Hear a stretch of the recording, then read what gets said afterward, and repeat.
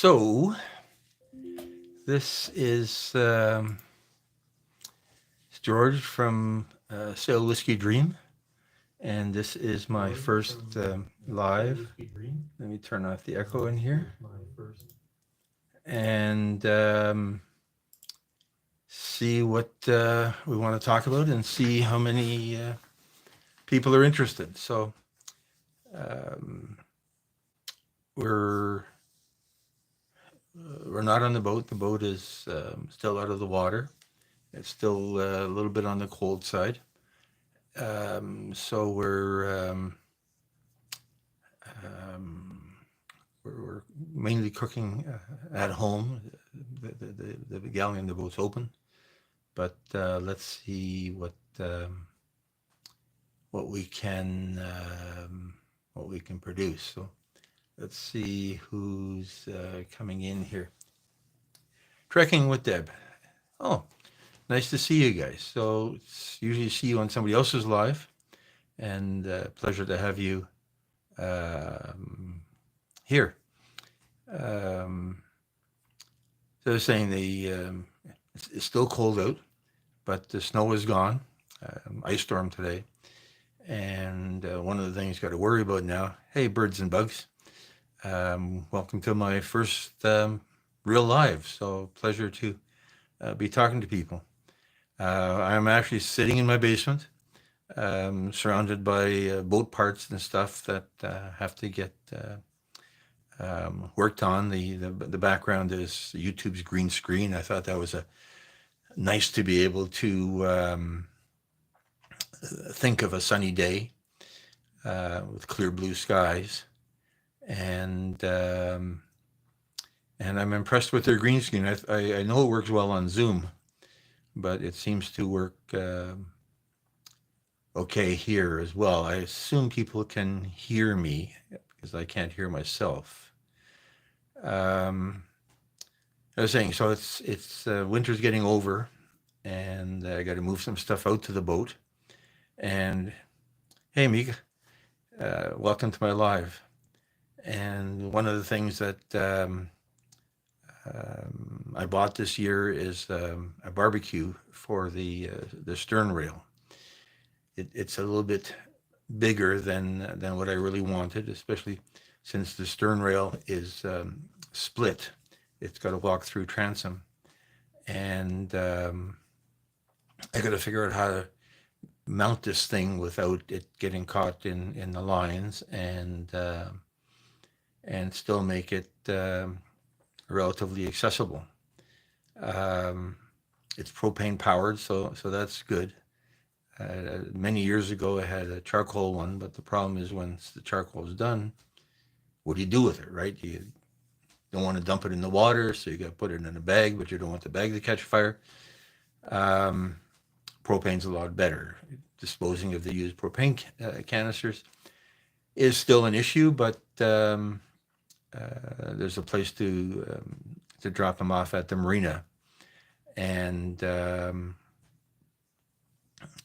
think that's going to work well. So one of the things it's going to let me do is have a steak on the boat, and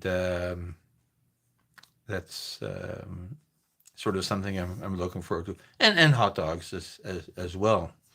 The marina I'm in has very little in terms of food. It's got 2 chocolate bar machines and a Coke machine. And in the summer, a food truck that serves coffee comes by. So the coffee is really, really good coffee. But everything else you either got to bring in or make on board. So that's one of the big things for the summer, to get this barbecue mounted on the stern rail. It reminds me of a story from many, many years ago that went to the Virgin Islands to go sailing. Actually went to the Virgin Islands to go sailing for my honeymoon. And the boat came with a grill on the back, and they gave us different meat for each of the days of the charter. Hey, Billy Bob, nice to see you on my live. So we're out sailing, and we were doing fish one day. And Tracy, nice to see you on my own life. I see you on everybody else's. Nice to have you here. So I'm talking about a trip to the Virgin Islands, and we had a barbecue in the back of the boat, and they gave us fish. So yes, definitely like the life. Liking is good. So they gave us fish, and we had a bit of a fridge on the boat. It was really a cold plate that was driven by a compressor on the engine. So we had to run the engine for an hour a day to make sure the fridge was cold. But that worked, and most days we found we were running the engine for an hour anyway, getting in and out of harbors and getting into places where we wanted to be. And so we got this fish out there, and getting really hungry and watching it cook. And we said, okay, let's just leave the lid off the barbecue. Well, what comes by?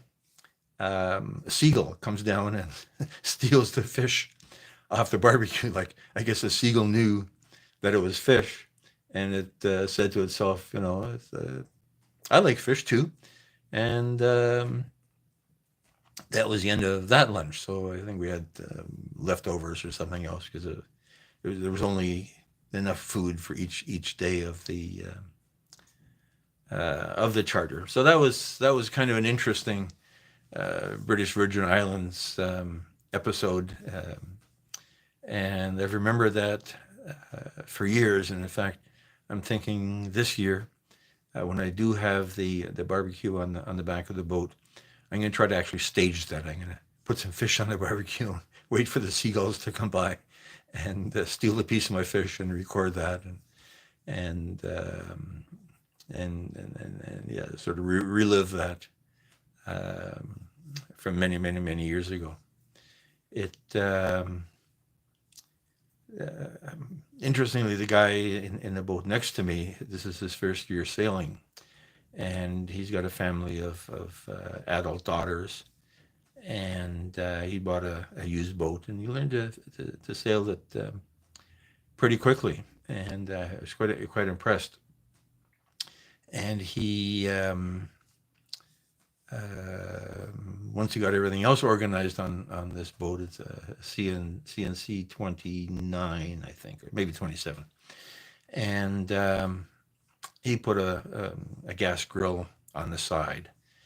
Now it's hanging off the side rail, not the stern. So I'm waiting for the day that he gets one of the lines wrapped in it, and his barbecue goes overboard, never to be seen again. So that's always an issue on boats. Things stick out, and ropes flail around everywhere, and people trip over things. So it's, but yeah, I'm hoping that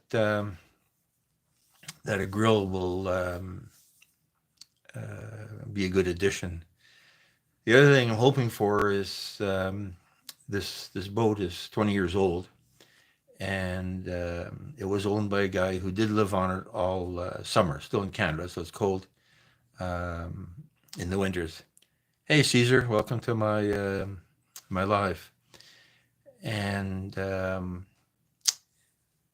it came. It's a Hunter, so a built-in Florida boat, and it came with a Force 10 two-burner gas stove with two propane tanks, but I never used them. So in the fall, I figure, okay, I'm going to fire up this stove, and I'm hearing gas hissing when I open the valve in the propane locker, and I decided this is not a good thing. This is going to require quite a bit more work to figure out um, what needs fixing, what needs replacing. Um, Fire on a boat is a scary thing. Anything, yeah. Thanks for coming to my live. I see you and everybody else's, and this is my first live. I'm really wondering what I'm going to talk about forever, but it's not like fishing where part of the fun is watching the line sitting in the water waiting for a fish to bite. So once it gets warmer, we'll do this off the back of the boat, and we get boats going by and a lot of seagulls and stuff like that. So So the propane needs repairing, and because now when I'm cooking on the boat, I'm using a butane camping stove, um, which is good, but it's one burner, and a can of butane lasts like 2-3 hours, so it goes pretty quickly. But it's not expensive. It's like Canadian dollars, 3 for $9 a Canadian Tire. So it uh, it works, but the real propane is going to be better, and all of it really became more of an issue when I decided I was going to start recording cooking on the boat. If nobody's watching, then Camellia, how are you? If nobody's watching, well, then you can get away with stuff that. And even if you're watching yourself and if you recorded yourself and you say, "Oh my God, did I actually do that?" And you want to try to avoid. You want to try to avoid embarrassment. Let's say so. So yeah, with the boat going in the water, it needs bottom paint. So this is in Lake Ontario, and we don't have barnacles, but we do have green stuff growing on boats, and it's a pain to get off. I'm not racing anymore, so it's not so much an issue of making the boat go fast for racing, but it's green. Yeah, we're in Canada. It's dark out here. But the green stuff is hard to get off, and I want to avoid it. So for years, we've been using a thing called VC17, which is a paint. It's a varnish solvent-based thing with a lot of copper in it, and copper kills and prevents algae from growing on things. So and copper is not good for you. It's not really a heavy metal, but it's not good for you. But it's been allowed for hundreds of years, 100 years anyway. But now in the States and in Canada, it has been banned. And the company that makes it, whose name escapes me, hasn't really come up with a replacement. So finding something that's good bottom paint is going to be a bit of a challenge. So last year when I heard that they were no longer making the stuff, and I bought an extra 1 year's extra supply, so 4 extra cans that we're going to use up this year, and after that we'll have to find something else. Hey, Tracy's, yeah, 26 Columbia. That's a nice boat. That's a nice boat. I think I can visualize what it looks like. I did not know you were a sailor, so surprising. You come across people that you have no idea that they sail, and suddenly we're talking about boats. Hey, South Wisconsin, welcome to me talking about boats, babbling about boats, basically. So I'm gonna try to keep talking for an hour, or I run out of things to say, whichever comes first. So yeah, there's no sandblasting involved. This VC17 compound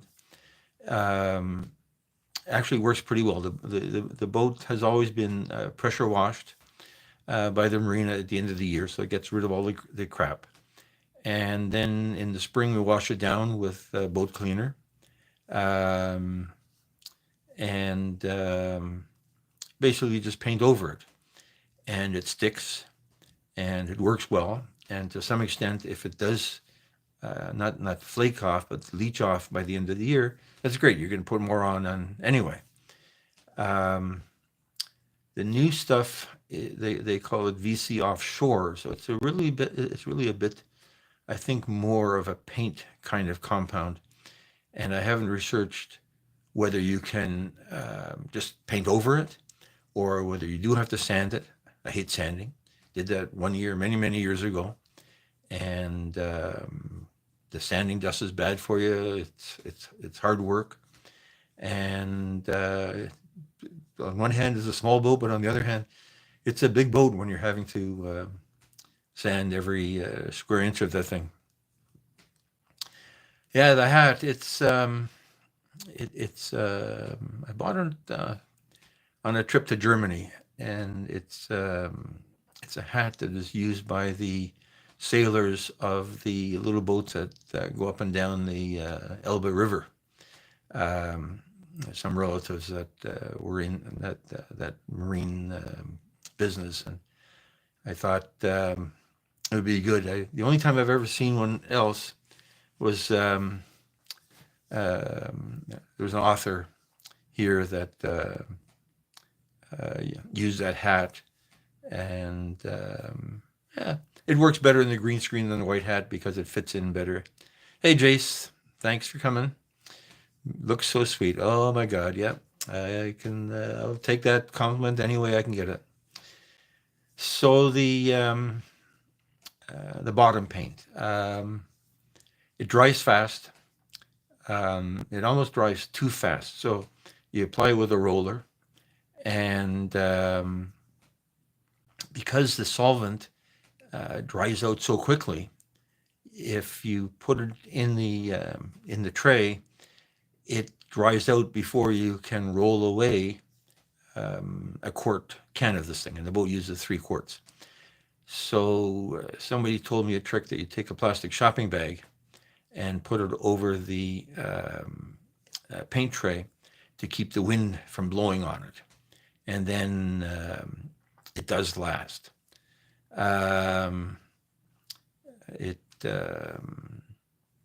I'll try to remember whose hat this was next time I'm on. I can't remember the name. Newman, Peter C. Newman. He's a Canadian author and journalist, and sailor in Toronto as well. And I remember many years ago I recorded an interview he was doing for another YouTube channel, and I said I got to get me one of those hats. And lo and behold, we're visiting the castles of Germany, and there's the hat. So there it is. The other hat says captain, although technically I'm not a captain. I do not have my master's ocean going or anything of that. So I try not to claim that I'm a captain. I'm in charge of the boat, so what can I say? Anyway, back to painting. So as we run out of this stuff, I'm going to sort of focus on the areas where the algae grows the most. So that's the rudder, and just below the water line, there's thanks Tracy. That's nice to hear. I sometimes wonder, people click on like, but I sometimes wonder, what am I accomplishing here? Love you too. And so the objective is to keep the green stuff from growing because it looks gross and it's hard to get off. But again, the pressure washing works very well. It's a service Marina provides, and it's like $100, $150. It works. You could buy your own pressure washer and hook up a hose, but then you'd have to figure out how to get the hose to where the boat is and not spray every other boat in the marina. So nothing on a boat is cheap. And yeah, I guess the other thing you've got to look at this before the boat goes into the water, got to do another oil change. The boat runs, the engine runs 20 hours a year, so it's definitely not using up the oil. But it doesn't hurt, and I enjoy tinkering with stuff. So as long as you get all the plugs put back in the same place, then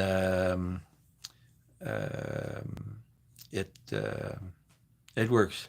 Hey, Shan.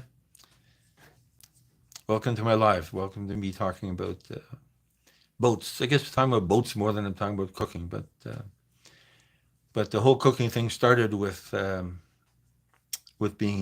wanting to talk about sailing. But then I found more people interested in cooking, and I sort of focused on adapting recipes to working well on a boat with either no fridge. Um, this boat does have a decent small fridge. Previous boat, it had an ice box, and the problem was uh, the ice box, you got to keep buying ice on in there. Yeah, Tracy, there's a guy when I was at this yacht club. The guy next to me was a scuba guy, and he would walk out into the water. A friend of mine is a scuba diver and does a lot of YouTube and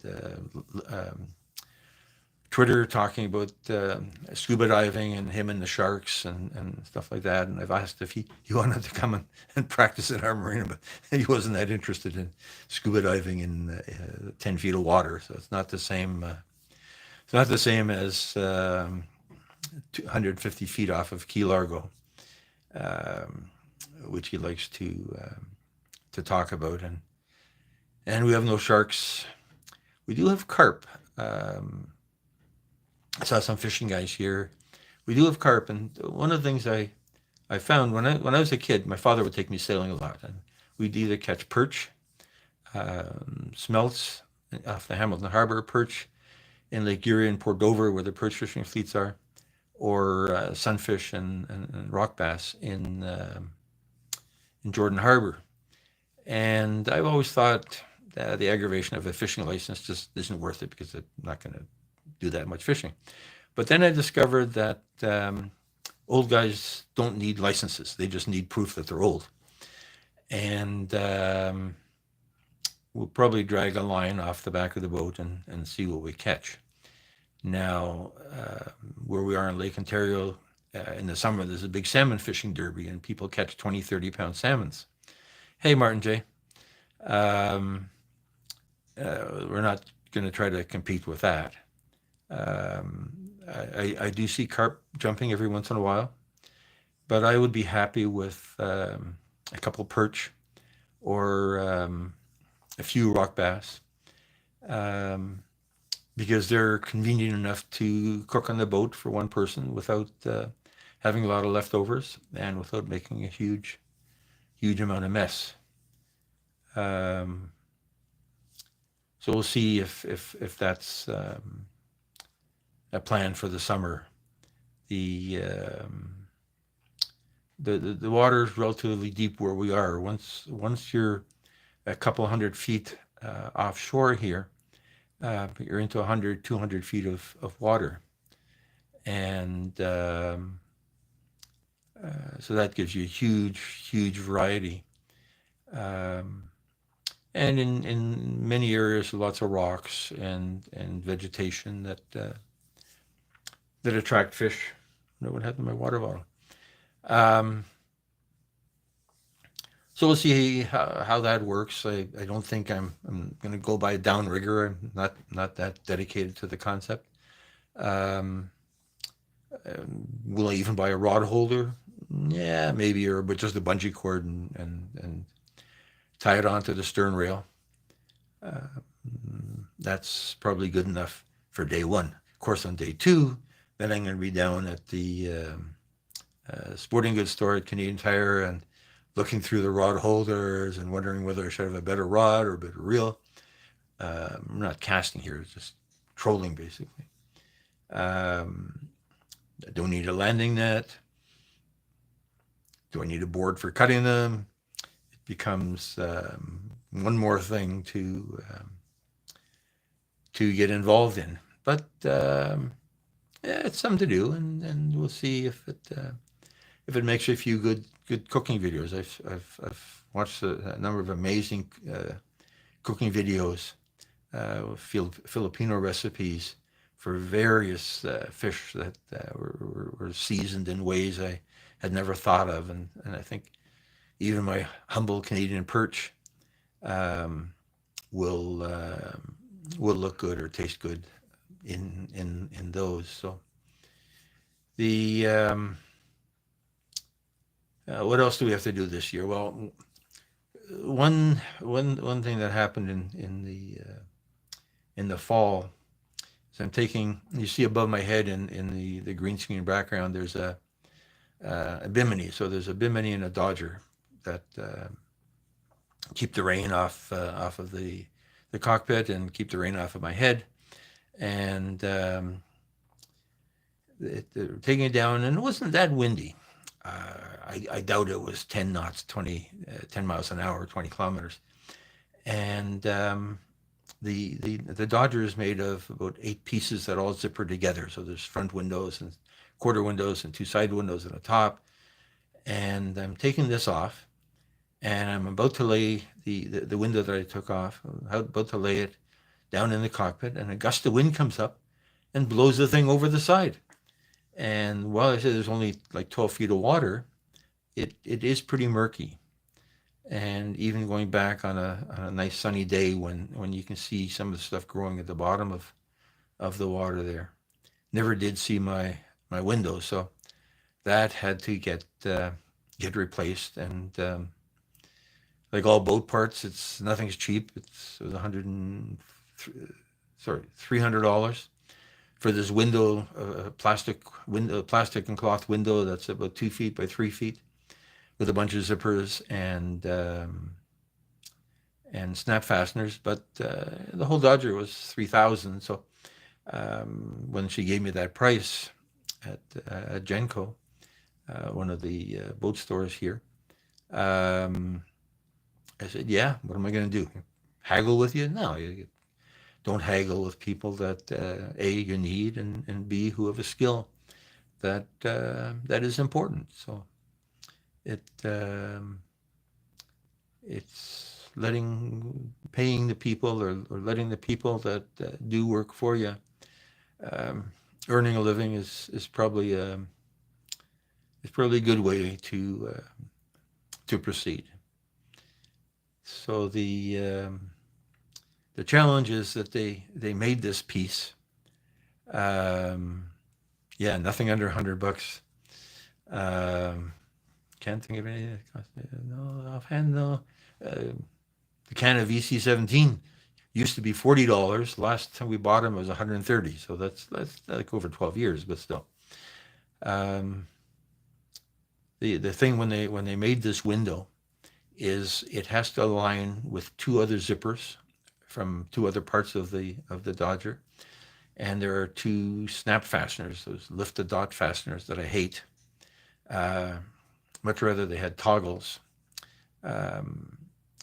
So you got to hope that the zippers and these lift-to-dot fasteners all line up properly, so that the thing actually works. Now, if it's off by an inch, nobody cares. It's not fine furniture, as long as it doesn't blow off or fall off or flop around so much that things catch in it.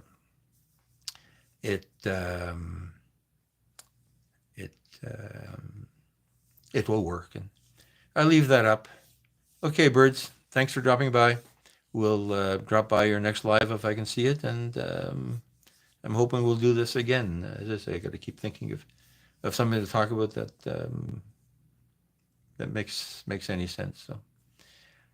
So that's getting making sure all the Dodger parts are there. Is another spring challenge. And then we're ready to go in the water. It goes in on April 28th, so it's a month away. There have been years when it has snowed on launch day here. There have been years where we've had huge winds, 20, 30 miles, 20, 30 knot winds that are scary to get around in. But it's 4 weeks, right? So we've got to hope that it warms up. It's 10 degrees Celsius here now. Actually, it's colder now at night. It's about 2 or 3. But I will, birds and bugs. Yeah, I think so. We'll just talk. The Weather Network doesn't go out that far, so you can't really tell um,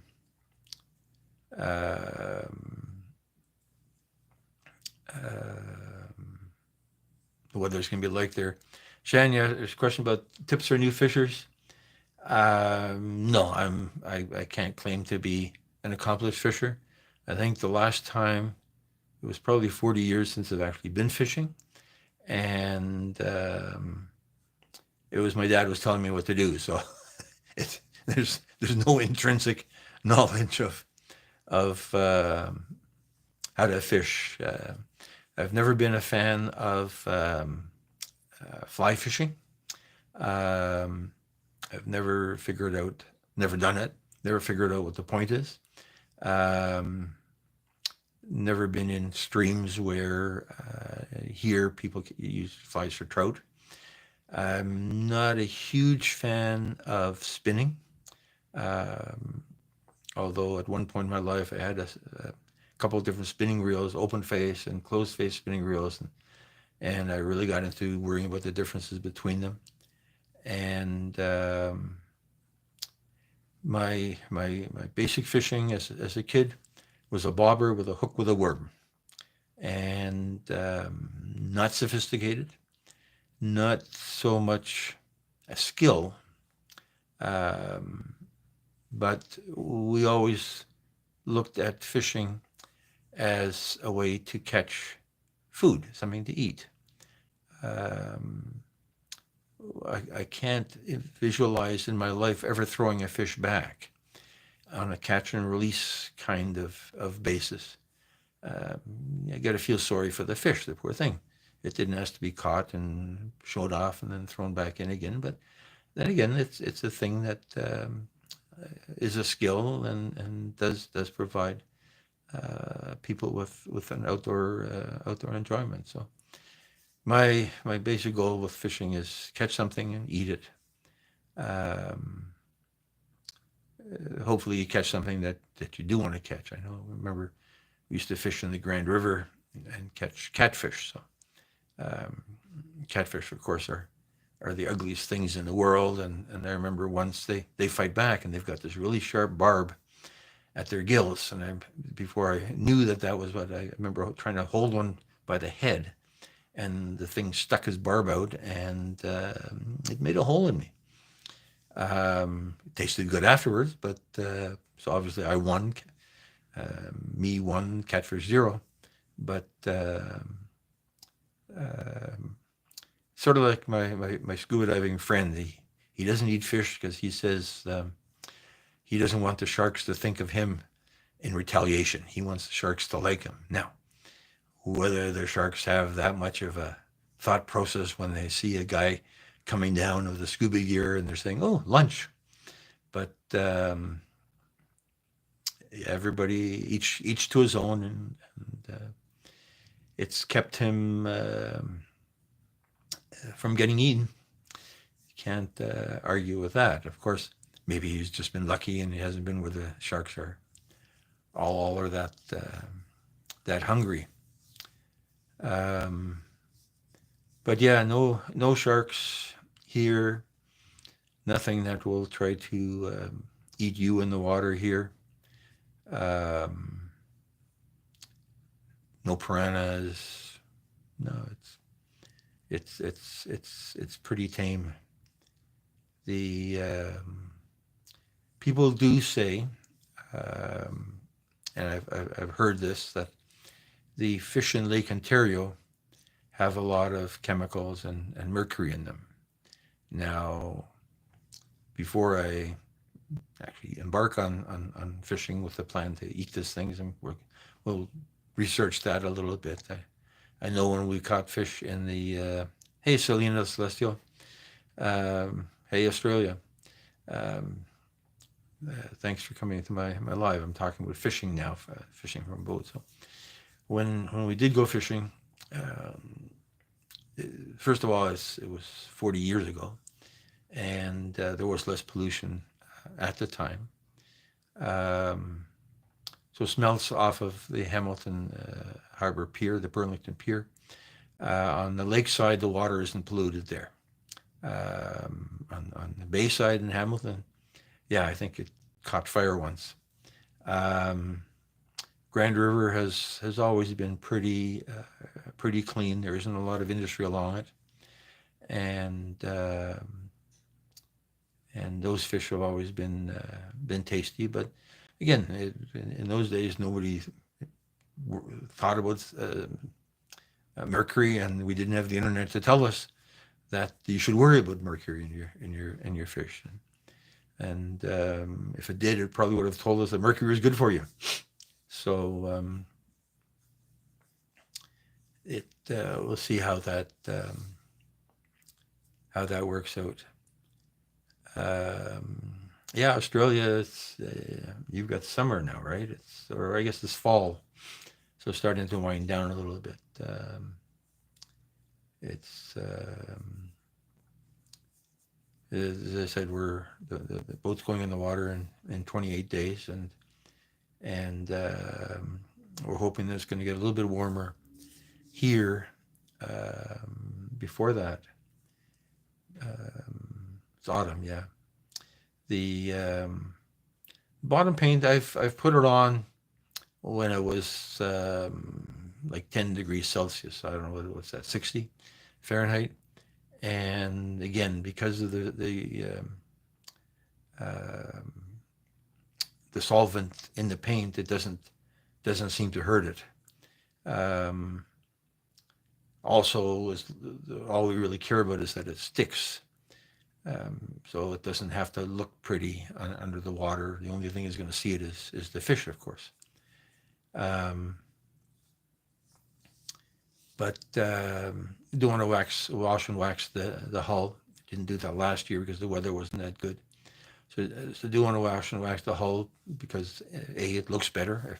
Everybody else, their yachts are all nice and clean and white, and mine's got crap on it. So that's a plan for this year, to get up there and wash it well, and then wax it. Don't really believe in the waxes that are rubbing compounds, because that just wears off the outer layer of the fiberglass. So it's just mainly to keep stuff from sticking to it, and to look good to the extent that anybody looks.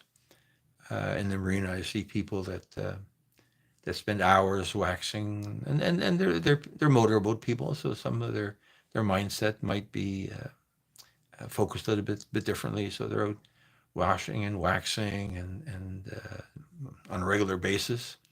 So it's people that drive old cars don't bother, and people that drive Lamborghinis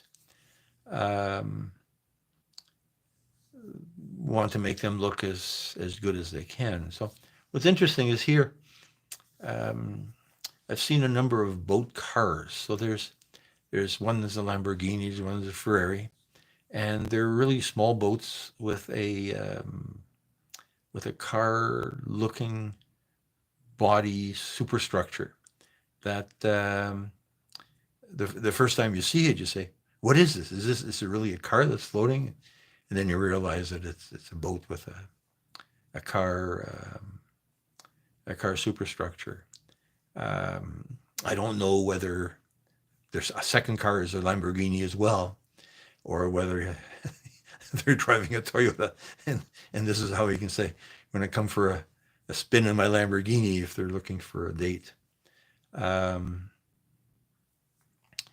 me just take a break for a second.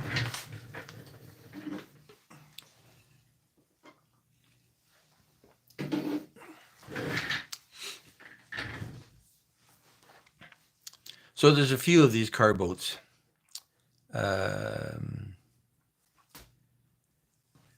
Jet boat, yeah, I've seen them.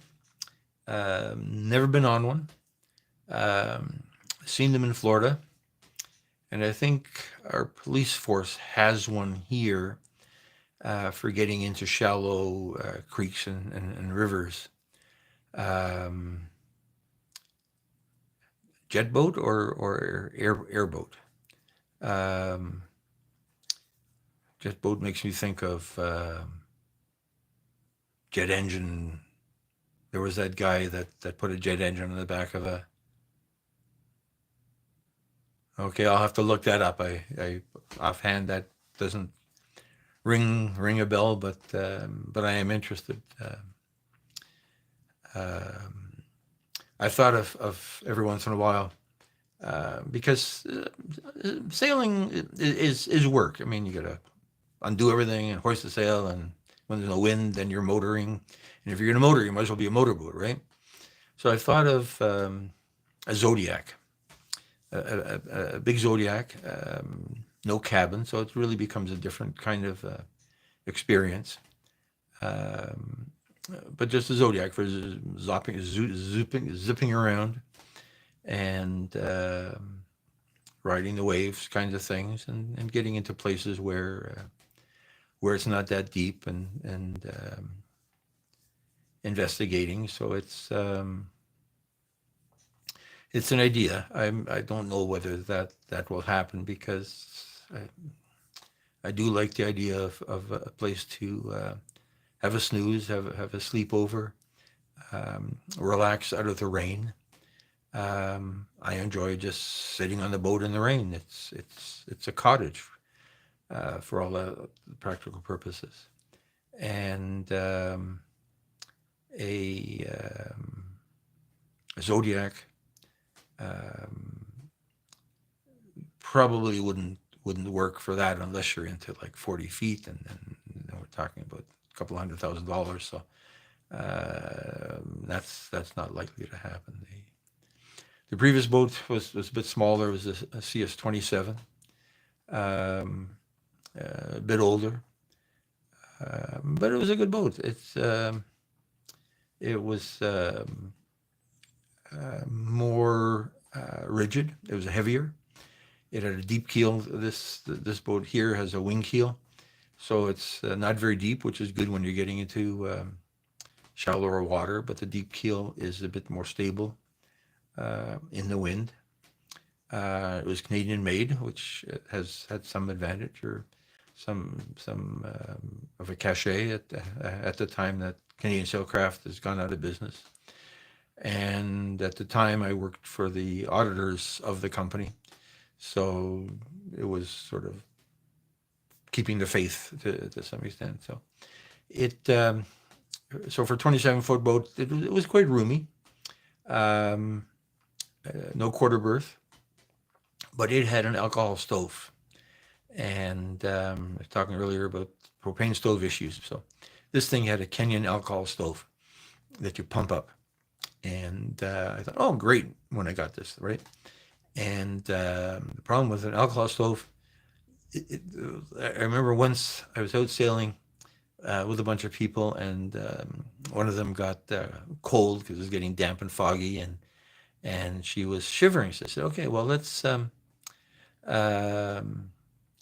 make you a tea, right? So proudly, I went down and fired up the alcohol stove, and my God, it took 15 minutes to heat up some water to make tea. So it's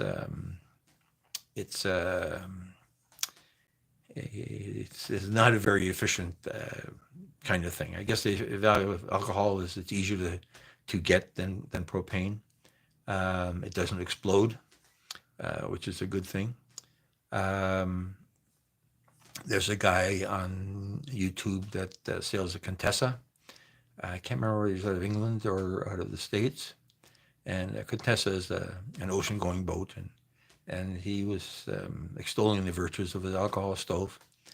And I didn't have the heart to say, alcohol stoves, nah, that's why God invented propane. But it was a good boat. I enjoyed that. It had it for 30 years, and but it was getting old, and sold it to a couple from Kingston that sailed it from Toronto to Kingston. They had another similar boat there, and I guess they wanted to have a fleet or rent them out, or I'm not sure what their thinking was, but it went very quickly. I regret One thing in selling that is it came with a drifter. So a drifter is like a spinnaker that is not symmetrical and doesn't have spinnaker outhaul um, sheets, but it makes the boat go reasonably well in almost no wind. And this Hunter, has a small 110% jib, which is good when there's a lot of wind. But when there's little wind, it just all you do is bounce around waiting for something to happen. So if I had kept that drifter, the people I sold it to would never have known that it was there. It came with an extra bag of sails, so it came with 2 sets of sails, and they would never have known. They would have been just as happy. They got a deal on it anyway, and I would have had a drifter for this boat. So that's maybe something to add. Every once in a while, you see one for sale on the internet, but you're talking about a couple of $1,000. So then you say to yourself, well, I don't really need a drifter. The boat has a halyard for a second foresail, so it's easy enough to rig from that perspective. The Columbia, is that a deep-keeled boat, Tracy's? I'm trying to place it. I've heard the name many times. It's interesting. There's and I came across it again a while ago. I'm always fascinated with McGregor. So McGregor is a boat that has no keel. It's a centerboard boat. It's designed to be trailered. I think they come in a 26 and a 28 or 26 and a 30, so they're medium size. Very big and roomy. And they have they're designed to be used with a huge outboard motor. By huge, I mean 50, 60 horsepower, which is still not huge. Hey, Stas. Welcome to my live here. So one of the things I read about was people using this as a boat to go water skiing. So not last year, but the year before, we're out past Toronto Island on a nice calmish day. It wasn't that particularly windy. And suddenly I see this McGregor zooming by, and behind the McGregor is a guy on water skis. So he really was skiing behind a McGregor. So you read about it, you don't believe it, and then when you see it, you say, yeah, that would be kind of neat to be able to move a sailboat that fast. I don't know how fast you have to go to water ski, but I would assume 15, 20 knots at least.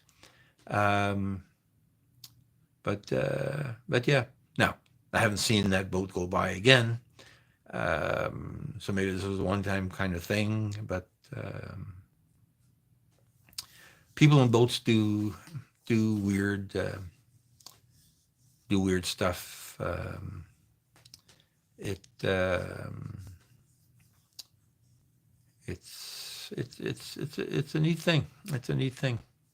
It's a way of getting out into the sun. I'm a fair weather sailor. If it's raining, there's no point. But as I say, it's still a place to sit and listen to the rain.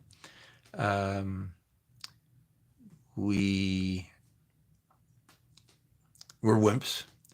So if it's 15 knots, which is 30 kilometers, 15 miles an hour, that's more than we want to deal with. 15 knots is pretty well constant white caps. We don't get huge waves where we are, even though being in Toronto, we're halfway down Lake Ontario. Well, not halfway, but we're far enough down Lake Ontario that the westerly wind does blow up decent-sized surf from time to time. But we're kind of wimps, so it's it's an opportunity then to sit and eat, and sometimes to sit and cook something to eat, because it's enjoyable to do that as well. The I guess what's also enjoyable is listening to the radio. So um, I claim to have been sailing for a long time, and I claim to know how to sail, and I'm smarter than everybody else. Okay, we'll agree on that part. But I love listening to people get on VHF on Channel 9, and calling their for help from the Coast Guard, or for help from somebody else because they've run out of gas, or they've run aground on a sandbar, or I guess I never heard them talk about running into each other, but I've seen them run into each other. And I always say to myself, geez, I'm glad I'm not that dumb. But then again, I'm sure that accidents happen, and people do dumb things, and then they need help. I remember once we were sailing just west of Toronto, and we're watching this beautiful red catamaran, maybe a big Hobie Cat, so it was like a bigger catamaran, Hobie Cat, and watching them sailing back and forth and saying, gee, that looks really nice, because it was a nice colored sail. And then suddenly the sail is gone. We still see the boat. We're saying, okay, something bad happened here. And we sailed over, and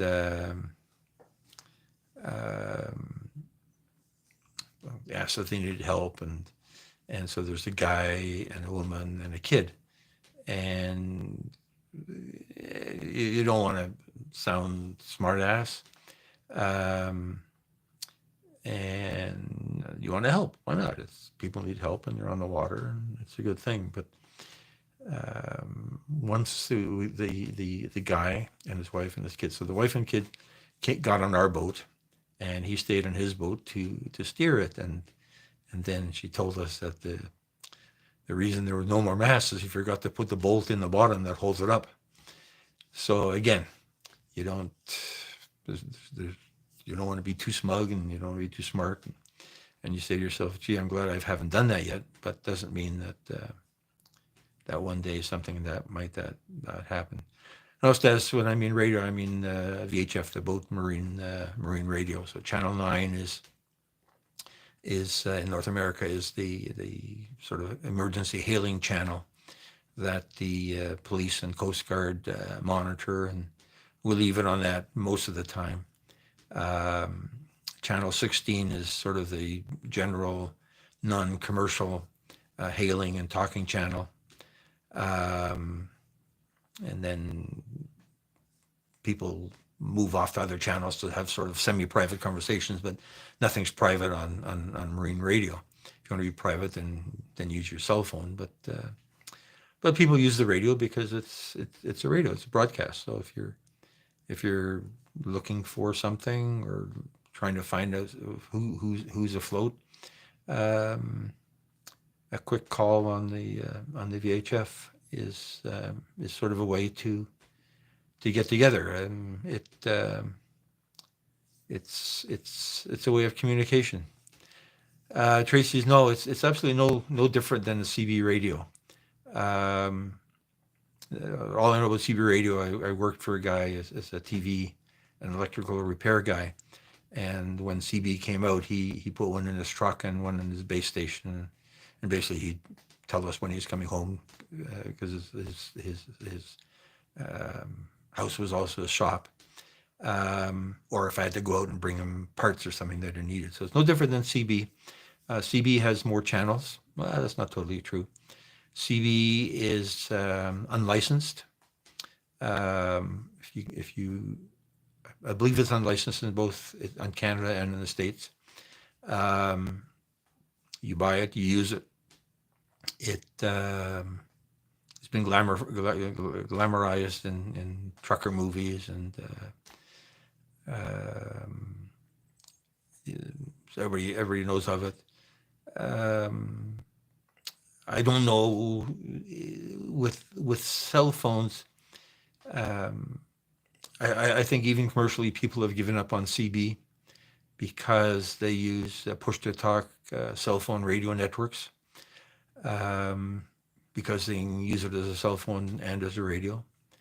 I've never thought of having a CB for myself, although if I was doing long distance driving, it probably would work. I have taken a handheld VHF to, I go to the Welland Canal to take pictures of steamships. And it's always fun to listen in on boats talking to each other and talking to the ground crew. And it's, you're eavesdropping, right? Yeah, 10-4 exactly. 10-4, good buddy. Breaker 19. I don't think we say breaker on marine radio though. What do we say? We say ahoy? No, we say tango tango. This is Whiskey Dream, or something like that. Yeah. So if you're and you're on the road in the convoy situation, the other advantage of CB, because it's a radio like VHF, is everybody's listening to the same channel. I forget what the calling channel is on CB radio, but everybody's listening to the same thing. So you can hail everybody or anybody, and then switch channels if you want. With cell phones, you need to know who, except for this push-to-talk commercial environment, you need to know who you want to talk to. So if there's 20 of you, unless you all share your phone numbers and put them into your contacts, then it would be very difficult to get a hold of people. I think the other thing about CVs is that they are not part of the distracted driving thing in Canada or the States, where there are laws against talking on your cell phone while driving. So, hey, Jace, CB has its value, and it hasn't gone away, which is kind of interesting as well. I know in ham radios, I followed ham radio for a while. Like ham radios went into single side bands and things that don't really easily talk to each other. People never really did that with CB radios. It was meant to be a generally widely used way of communicating. So I know one thing about VHF radios, and I'd heard about this somewhere in the States, where there was a hurricane or some natural disaster, and people were using their boat radios and marine radios to talk to each other. And part of the regulations, both in the States and here, hey, Adventure America, nice to see you. Yeah, I was on your live yesterday. No, maybe earlier this morning. Looking at the boats, you're in the marina. There are nice boats, but then you turned away and looked at buildings.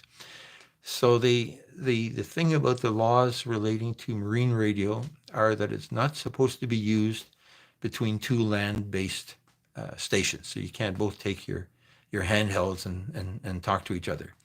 Partly because that would create a huge amount of traffic. And so that became an issue in some disaster where that was the case.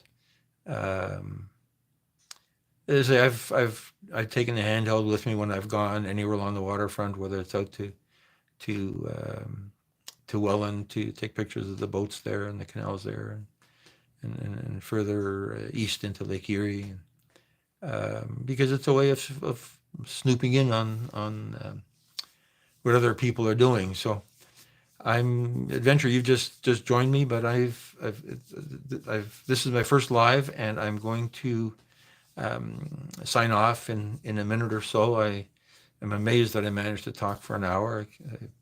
don't know if I said anything that made any sense to anybody, but thank you all for staying with me. Some of your lives I've been on. I'll make an extra note to. Hey, Susan, nice to see you. I haven't seen you in a long, long time. I hope to get out to your lives, I guess, more diligently, and I think this is going to be maybe twice a week kind of thing. I do want to talk a bit about cooking. I made cabbage rolls in a way that everybody else that I know said you can't do that, but they were pretty good. I'm not 100% sure they're boat food because they take a bit too long to cook. And again, if you're counting how many ounces are in your propane tanks, you don't really want to put cabbage rolls in an oven for an hour and 40 minutes, because that's half a propane tank gone for one meal. So thank you all for listening. I'm going to sign off. I'm going to make this thing public to the extent that anybody cares afterwards. I'm going to figure out how to use Nightbot to let people share links. I see people doing that on a regular basis. And I know I come to lives to some extent to make new friends and make new contacts. And sometimes it's harder to find people, especially if your channel is called Bob and you search for Bob and you get like 8,000 hits. We'll try to set it up as a schedule to some extent. I understand that's what people do. Again, thanks very much. Ahoy.